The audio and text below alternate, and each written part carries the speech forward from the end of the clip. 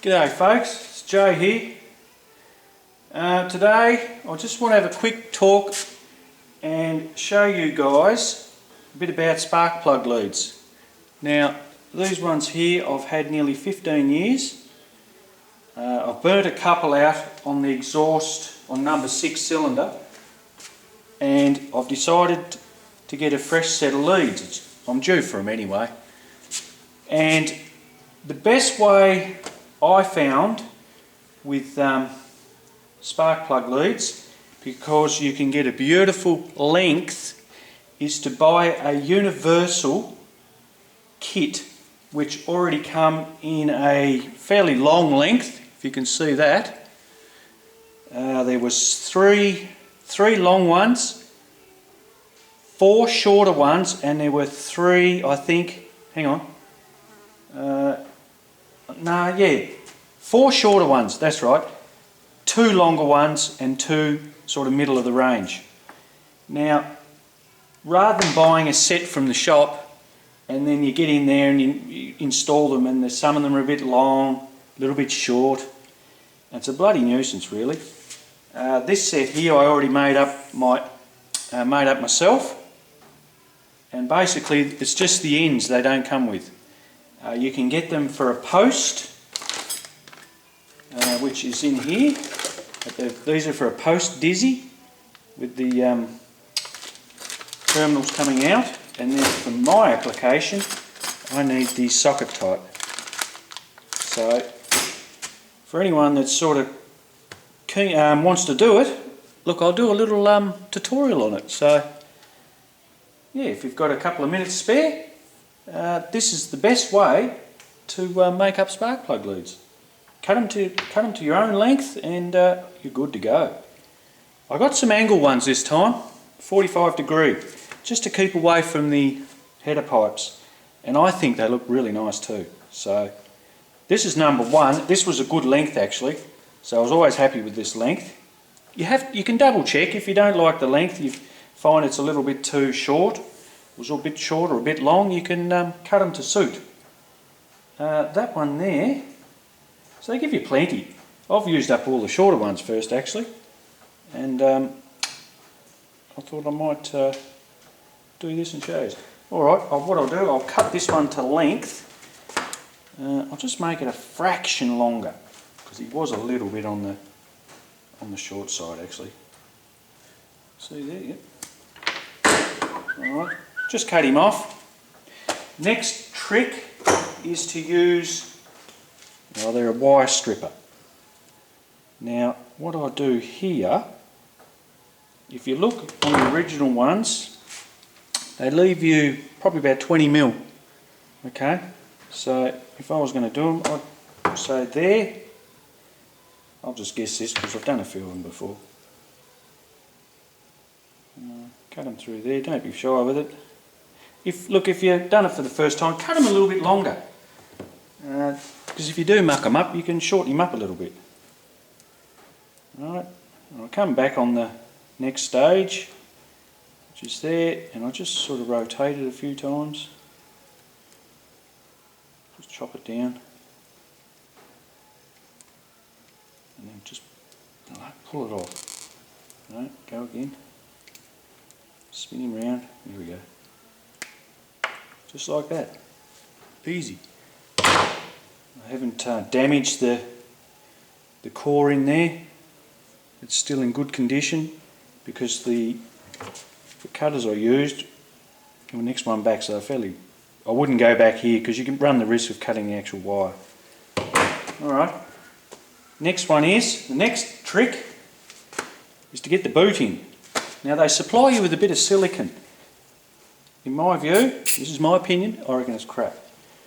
It does work, but it's bloody horrible. I just use a bit of inox. You just got to lube it up. Right? Now you basically want the plug to go on, sort of oppose it, so you're not sort of twisting it. You understand what I'm saying? Alright, just thread it in there.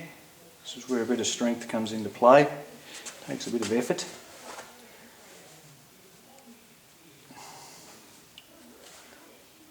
It's tricky, but it's not too bad.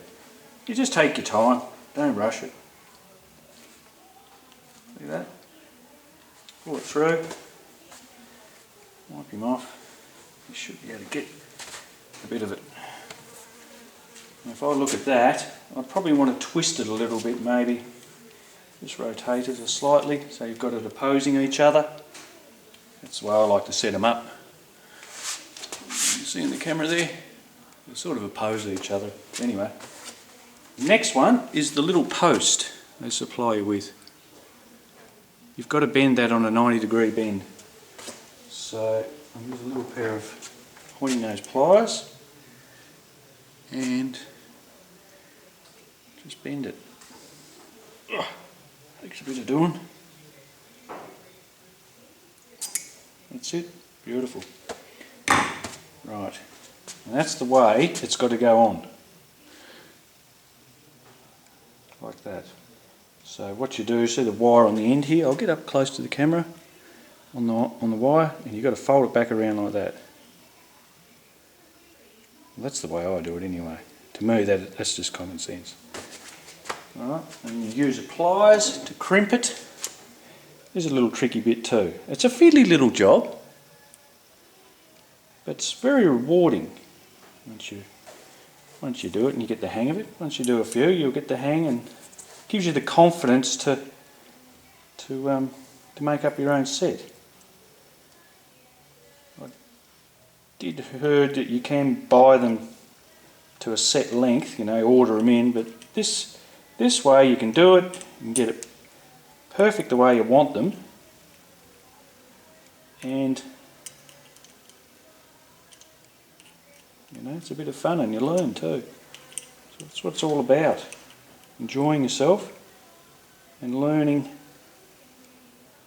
to do stuff yourself. There you go. I'll come up on it a bit there. See the little indentations in it? That helps grip the lead. Alright, I'll just give that a little squirt with some inox, just so it's not going to drag too much on it. And you just gently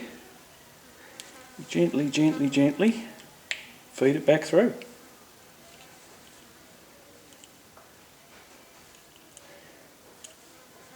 Take your time, don't rush him. There's a nice little seat in it when you get it in there, you'll feel it. It'll sit in there. Just push it in there a bit. I was doing that better off camera actually.